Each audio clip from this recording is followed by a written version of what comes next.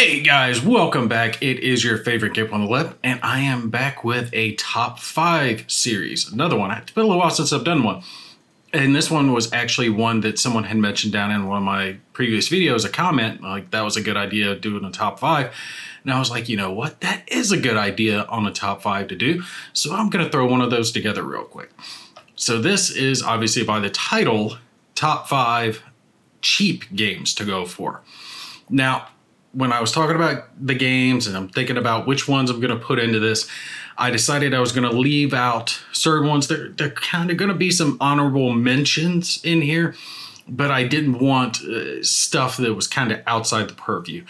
And I also kept a dollar price in mind of what I was shooting for, something close to roughly like $20, right? So might be able to find it a little under, but generally it's going to be in that price range. And there's a couple that are just a smidge over, but they're definitely worth it. So I was like, okay, we'll add that to it. Now, as an honorable mention, we've got book style games. Now, I'm not including these in here, but kind of honorable mention. Of course, one of the classics is 4 Against Darkness. And for games like this is like this one or like D100 Dungeon. You only really need the book, or D100 back in the day, you could download it for free, but generally you get the book now. But you need the book and then like pen and paper is really all you need. And a set of dice, depends on which one. For D100, a couple of D10s and I think a D6. This one, it's going to vary on which ones that you're going to need. I think a handful of D6. If I remember right, it's been a little while since I've played it. But they're fun games, but they're not really what I would consider a board game per se. So honorable mention, cool, worth checking out, but eh. Others are also ones like 5 Parsecs from Home, and this is any game in this genre where it's a game system that's in a book. So we've got this one, was the other one, Last Days, it's a zombie game. There's plenty of different types of game systems. There's that one I really want to try out because they've got a solitaire component now based on the Stalker series, right? Going into the zone and trying to find stuff and fighting mutants. That looks really cool. I want to check that one out. But again, I'm not including these on the list because this is going to get relatively expensive depending on how deep you go with it. Generally speaking, you're going to need at least some miniatures, some terrain, buildings, dice, paper, tokens, a list of things. You're going to have to create a lot of stuff on your own to go with this.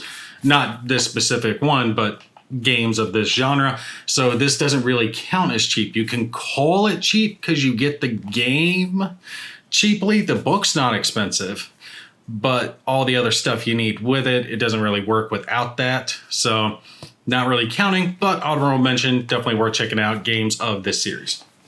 All right, so again, I wanted stuff that was cheap, and I wasn't picking based on size per se, but I did want to make sure it stayed in that range. And generally speaking, most of these are small box games. I got them sitting right over here next to me because components are expensive. So the more components you have, generally the more costly the game is going to be.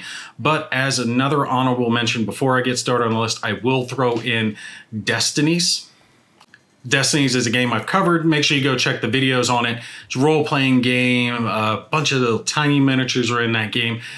Really fun to play, dice-based. A map kind of lays itself out in front of you based on these cards as you go, but the components are actually really, really top-notch. Really great dice, dashboards for your characters, and you can get that game for roughly $30-some, roughly maybe 40 or so, and it's cheap for the amount of gameplay you're going to have packed into the box and the quality of the components. A little beyond the scope of what I was shooting for here today, but definitely an honorable mention I want to toss in there. So first one on the list is going to be one that I've held up as an example a couple times already. Pocket Land Ships.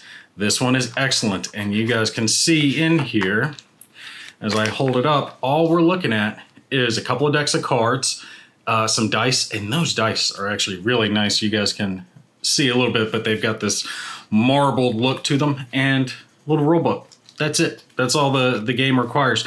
But you lay it out there in front of you, and it is just a fun little card game, which actually can be played cooperatively or competitively as well, but really it's a solitaire game. And It's got this steampunky feel to it. If you, let me get towards the camera. You guys can see that big spidery mech and the World War I looking tanks, that type feel of the game. But you'll lay your cards out. You'll have command of your little land ship, and you're going to roll your dice and then assign your dice to different sections and do your turret shots or whatever. There's even infantry that can get involved with it, and you're going to try to take out these rows of enemies. There is a good amount of replay in the box because obviously with it being card based, those cards can get shuffled up. There's multiple different land ships that you can pilot, so different difficulty levels. So that gives the gameplay a lot of replayability. Of course, if you play like 50 games of it, they'll start to feel familiar after a while because there is only so much gameplay you can cram into a small box like this. But on a bright side, they did do a recent Kickstarter and had re-released the game itself, and then I believe some expansions for it as well. Unfortunately, I wasn't able to get onto that one, but if past experience is anything to show, that stuff should be coming to retail, at least some of it. So if you missed out on Pocket Land Ships, you should be able to get it. If not now, soon, when more of it comes to retail, and then there should be expansions and stuff getting added to it. And again, cards are top quality, the dice are top quality, really, really good stuff, and you can get it for cheap price. All right, so next one up on the list is one that I've covered. Just like these, all of these are games I've played. Most of them are games that I've covered. And that is Panzer Strike. I keep going the wrong way. Panzer Strike, France, 1944. And this is the Pocket Edition. Now, this one is a little bit harder to find. This is by a small game company. It's called Forsage Games. They're the same people who did Tank Chess, same people who did, what was it, Dogfights? Yeah, Age of Dogfights, World War I, and World War II. Both of those Kickstarters were successful. I really, really liked Age of Dogfights World War I. I did get to play the prototype version of Age of Dogfights World War II, did some video coverage of that. Not talking about those for this, but really enjoyed a lot of the games in their system. They've got more stuff coming out. Make sure you check it out. But in this one, it has a good amount of components in this tiny ass little box here. Multiple maps that you can lay out to create different configurations. And what I like that they did is, since this is so small, I believe I paid, I want to say 10, maybe 15 with shipping. When I got this, I got it a little while back, but it is not expensive. But the amount of gameplay that they have stuck into this game as a little war game is tremendous. It is actually a measure and move type war game. Lay out your little maps, create the little city, and because the tanks in here are different colors, you can have them represent different things. Now, obviously, they're not going to look like Shermans or Tigers or, you know, whatever other type of tank, but those colors can represent different levels of heavy, mediums, and light tanks, which are going to have different stats. They're going to do more damage or be faster, be able to turn better, whatever the case is. But by doing so, they make it to where all of those tanks operate differently. And there's multiple different types or nations in the game. So you've got like German tanks, American tanks, British tanks. I don't think French tanks are in it, strangely enough, with it being France, 1944, but different tanks, so plenty of cool ones to pick from. And that gives that a severe amount of replayability. I had fun playing it solitaire, just moving the tanks around the board, trying to get side shots in, trying to get rear shots, because that does matter in this game. And if you get multiple copies of it, you can stick the copies together and make a huge game out of it. So if you actually took a couple of boxes of this and put it next to each other, you could have a big layout, big gaming experience with a couple of small boxes. And even still, with one box, there's a lot of game just packed in here. I was very, very surprised. It does have 60 plastic pieces, which are the 10 light tanks, 12 medium tanks, 8 heavy tanks, 5 dice, a ruler, short rules, table chart, 9 damage markers, 9 barricades, and 4 flags. Yeah, really, really amazed. And then, of course, the maps that I've mentioned. Make sure when you take this out of the box, though, that you pay attention to how everything goes in here, because this is one of those that it will fit, but you got to get it in there just right to make it perfect. But yeah, I was just so surprised the amount of gameplay that you could get out of a single box. They went with the simplistic nature of a few components and looked at it and went, how can I get the most amount of gameplay out of this? And I gotta say, they did really well. And if you haven't seen some of their other stuff by, like I said, Forsage Games, make sure you go check them out because they got good stuff. All right, next on the list is another small one. This is another basically card-based game, and this is what I'm gonna say series. I'm holding up my favorite of the series thus far, and it is the Hunted series, okay? So this one is Hunted Kobayashi Tower, and there is Hunted Mining Colony 451, and then they have also kickstarted, and that's already done, but you might be able to late pledge later on. At minimum, get it at retail, and that is Hunted Woad Ridge. So this one's blue, Mining Colony is reddish, orange, say red, and Hunted Woad Ridge is green. And they've all got a different thing. Now, this one and Mining Colony play very, very similarly. So in the Mining Colony, you're basically Sigourney Weaver and you're killing aliens. In this, you're basically John McClane. You're trying to rescue your wife in some city tower that's been taken over by terrorists. Now, again, when it comes to components of this game, there really isn't much. We've got one little player dashboard that's going to be where you keep track of like your health, your time that's left, keep your inventory organized on the board. And then other than that, it is simply a big deck of cards, few tokens, and some dice. That's it. Now, the big difference between Kobayashi, and I said this when I played this game. I've actually played both this one and the Mining Colony one as video series on their own. Make sure you go check them out if you want to see what this game's all about. But I always kept trying to say Kobayashi Maru. I got that shit stuck in my head for some damn reason. Kobayashi Tower. But this game plays, and I played it all the way through on camera in about an hour, which I would say anywhere between 30 and 40 minutes if you're playing alone without having to worry about annotating everything you're doing for a camera. So it plays quick, and that you're just trying to escape. You got your time limit, your health, and your stuff. In this, you have a pistol, or you can punch. You can gather up extra weapons as you go along, but the cards are going to play out in front of you. And they've got a neat mechanic on the cards where they each represent stuff, and they have different tokens on them, or different symbols that represent sometimes different tokens. But it's going to be dice-based here, where it was dexterity-based in mining. I won't get all into the mining one, but basically threw into the box lid fun, but I like the dice in this one better. That's why this one wins out. And as everything plays out, you'll make your choice. And that is the key thing on this game that I enjoyed so much, is that feeling of choice. You really need that, especially in these small games that you're not getting a whole lot of components with. You want your choices to feel meaningful.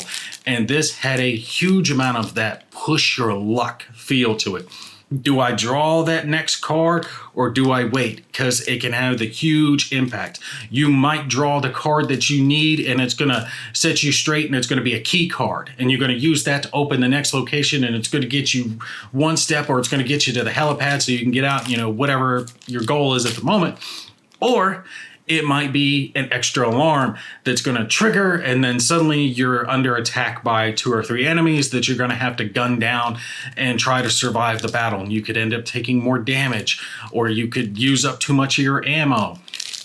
And that was another thing that I found interesting with this game, is the different weapons were represented by the different types of dice. So the better the weapon, the better the die you actually got to throw with it. So you had your normal D6s, or you could end up throwing D8s, D8s, D10s, or even a D12, depending on which weapon you were using.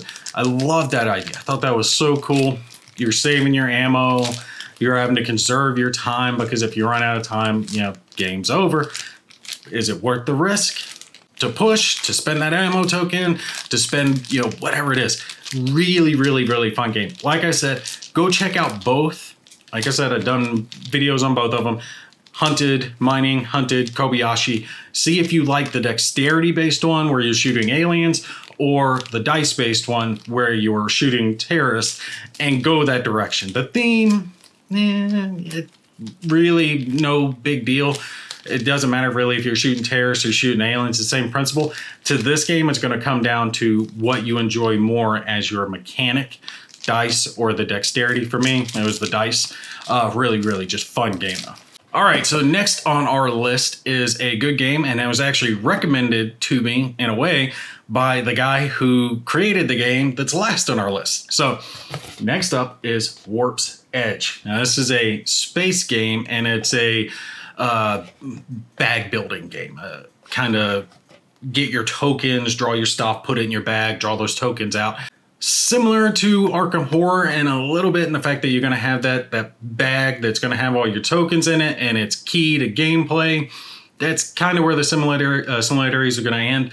I did want to mention components on this one are excellent. It is a touch above that 20 mark that I was shooting for. It's roughly 25, maybe 27, depending on where you're going to get it.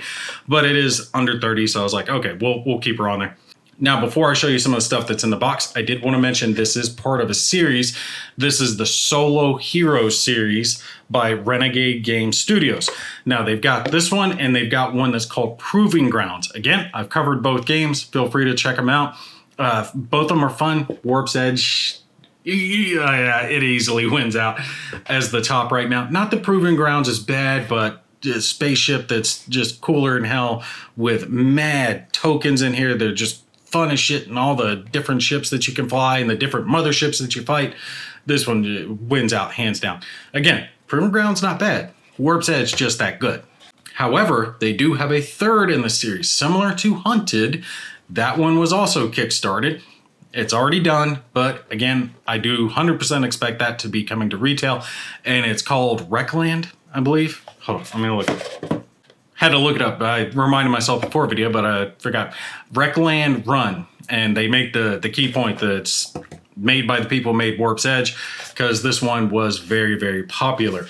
That one looks cool. Again, it's different to these, but it is designed to be played solitaire. Looks like you've got your monster truck, post-apocalyptic truck thing you're racing through and trying to beat off bandits and the Rippers. Think Mad Max, that type of thing. Looked really awesome. I did back it. Looking forward to receiving that one day. But now to show you guys the components, freaking excellent. Here is the nice ass bag, right? This is a beautiful bag. Look at that thing. A nice, thick, I mean, you guys, look at that.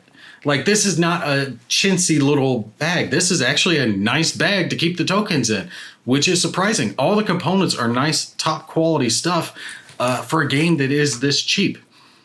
Look, the tokens there, nice and thick. You can see what they look like.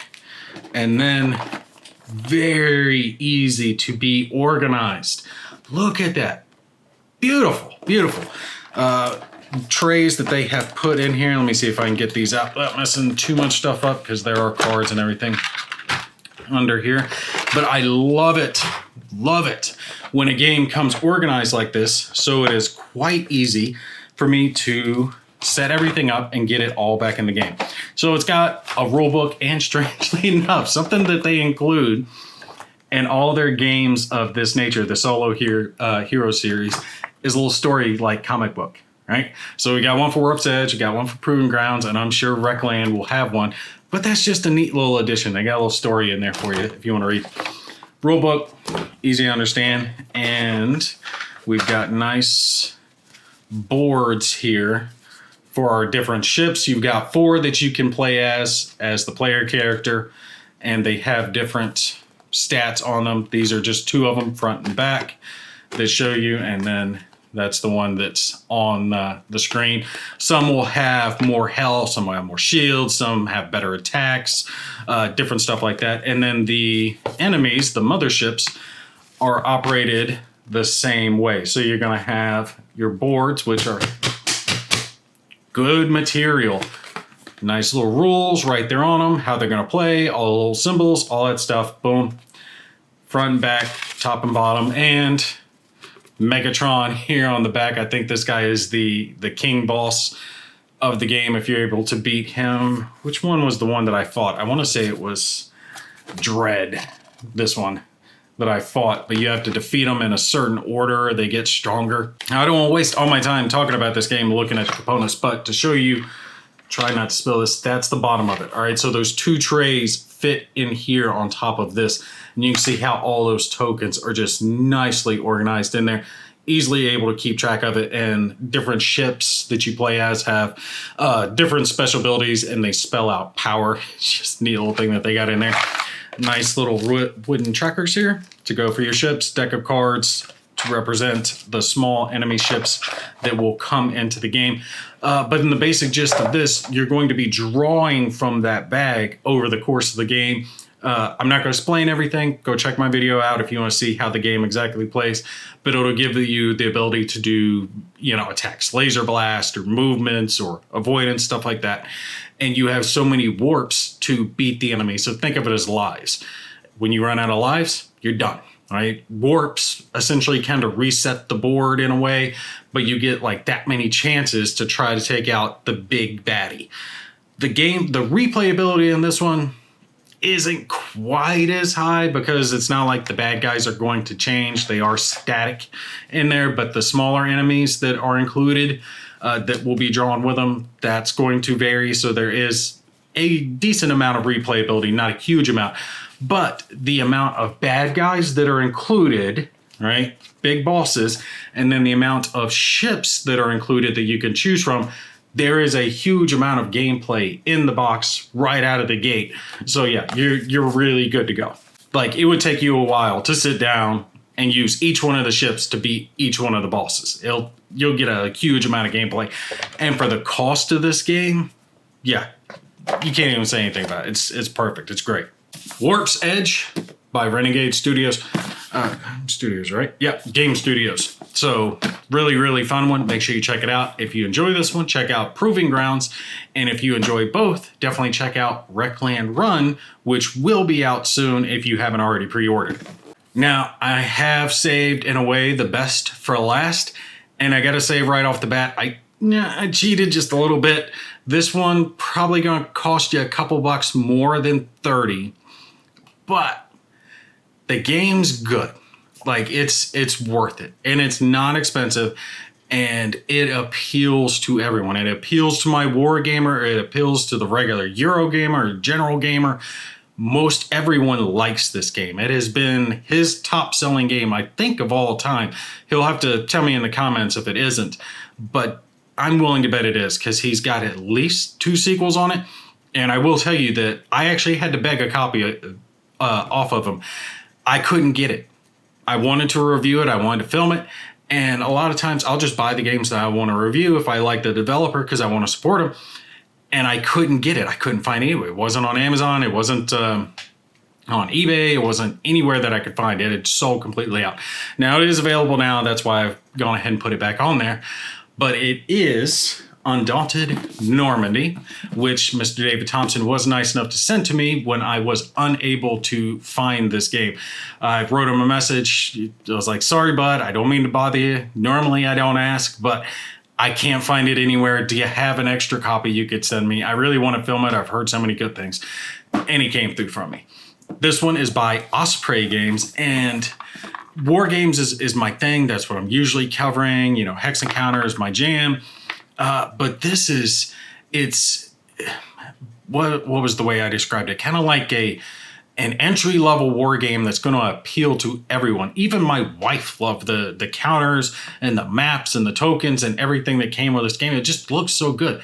The gameplay is deep enough that most everyone's going to enjoy it, but streamlined enough and easy enough that a non-war gamer can get into it and enjoy it, but a war gamer can get into it and enjoy it. Everyone's had fun with this one. And like I said, the game itself was not solitaire when it originally released, but he did release some that do have solitaire. They've added like vehicles and other things into it now. They've got an Africa version right now, which I don't have yet, but I'm going to have to get at some point. Just fun game. And let's pop her open, let you guys see what all is in it. Another one that does have excellent storage, which Mr. DT is usually really good about, which I always appreciate. All right, so we'll have our usual rule book, scenario book. So usual things that are going to come with your games. I'm going to lift this up really gently and try to show you guys. But again, look at that. Look at it. Perfect storage. That's how a game needs to be. Pay attention, people. Pay attention. Game designers, publishers, this is what we want. We don't want to do this on our own. We don't want to have trays and little baggies full. We want it all to fit snugly and neatly. That way we can pack it away when we're done with it and pull it out without pulling out our hair the next time we want to play the damn thing. So as you can see, it's got excellent components, the dice that you need, different tokens. Let you guys see some of these tokens. Again, nice and thick. And for the amount that you're paying, excellent components. I would anticipate having thin, chintzy little counters, thin little cards, you know, weak sauce little map boards, stuff like that at a game at this price. Now, I think it does help that this game was produced before things started going to crap. So that helps when it comes to the cost, but especially still, you can still get it for roughly $30. Maybe a little more if you get on Amazon. Generally, you're not gonna have to pay for shipping, which helps. But let's say $30 to $35. Most expensive thing that's on the list, and I put it on a list because it was so good. And the components are just that good at that price range. It really does blow the mind. But you're gonna have your different types of counters. I mean, like your little rifleman and one that I dropped. So you got scouts, snipers, machine gunners, mortars, and they're all gonna be part of their different fire teams. The, you know, fire team A, fire team B, the ones that work together. And now this one, it's gonna be Americans versus Germans. So, you know, pretty basic right off the top, but I do think they changed up. I think British are in the Africa one. Again, I haven't tried it. These are your map boards that come with it. Again, neat, right in the box. Love that. And look at these things. Just beautiful. Well, let me get in camera here. I keep going the wrong direction. Beautiful. And they are double-sided. So much that you can do with this game. All these map tiles working together to create like multiple different layouts in your scenario. And it's not always just going to be a simple little square. You know, you can create whatever shape that you want to. Wish I could find that little tractor. When my wife was looking at this thing, she was doing the guesses on it. And she saw one of these little tiles that had this tiny little tractor on it. She loved it. She gushed about it for like 5 minutes straight. And here I am looking for it. I still can't find it, but just the graphics on these things are outstanding. Ha! I found it. It was the next one I pulled up. Look right there. She loves it. Loves the little tractor. It's on 3B. But just to give you an example of what you're going to try to do with this game, and again, I have covered it. I've done a video. Go check it out if you want to see the specifics on how everything with the game plays. Here's one of the little scenarios for it so you see how the map sets up itself. It'll tell you your order of battle on one side, so what units and what cards, what objectives you're going to have. Like in this one, the U.S. has to control one objective point.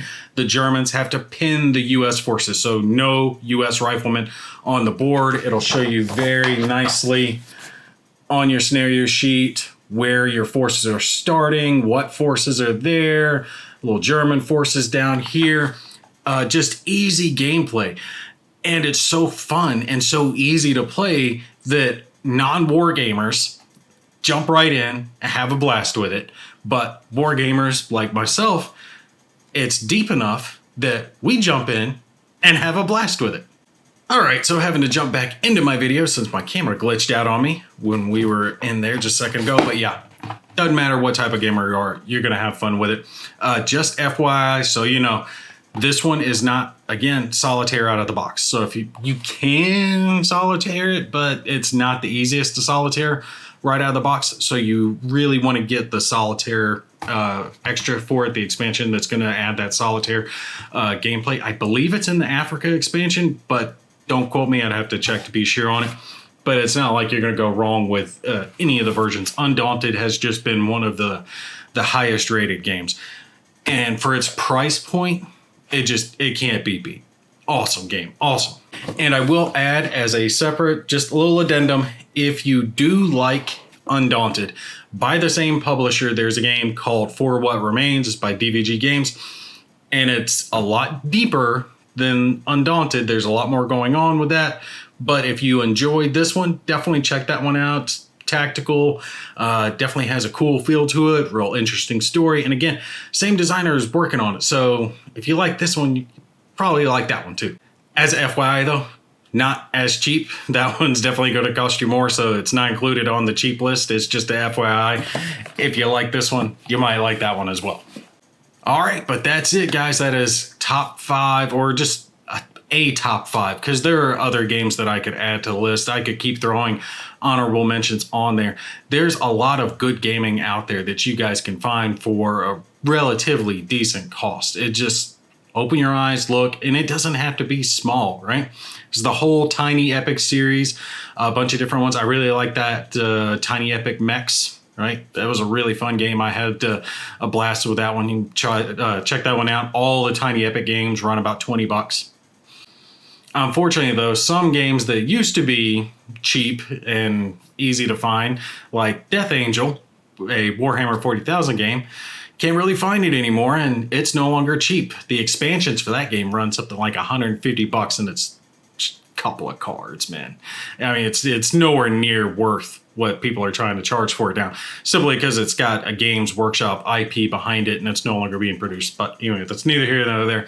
Hope you guys enjoyed the list. Make sure you put down in the comments any of your own recommendations for good, cheap, cost-effective gaming that people can find. Tic-tac-toe, Monopoly, and checkers do not count. All right, you guys take care. I'll catch you in the next one.